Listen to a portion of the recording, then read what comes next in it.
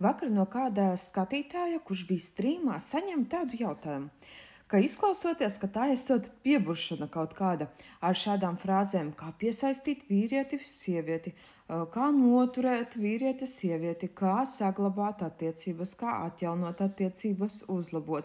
Tad vēlos jūs visus painformēt par to, ka nav tā nekāda pieburšana.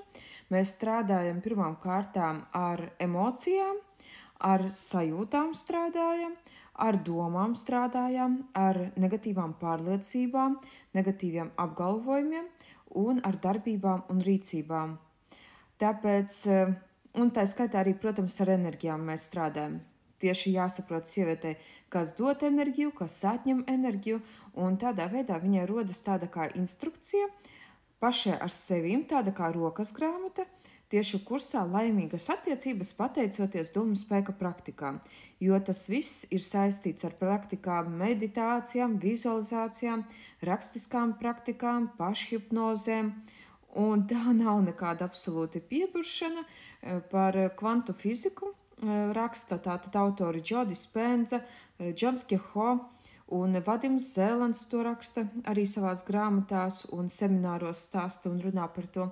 Tāpēc neuztraucieties, tā nav nekāda pieburšana, tā ir vienkārši strādāšana pašam ar savu iekšējo stāvokli, ar iekšējo savu pasauli, lai attiecīgi tiklīdz šīs jaunās domas, jaunās idejas nosēžas zemapziņā, attiecīgi realitātē viss pamainās un uzlabojas un iziet jaunā kvalitātē, jaunā līmenī. Tāpēc tiem, kuriem interesē tieši konkrēti sievietēm par attiecību uzlabošanu, droši piesakieties manā kursā Laimīgas attiecības pateicoties domu spēka praktikām.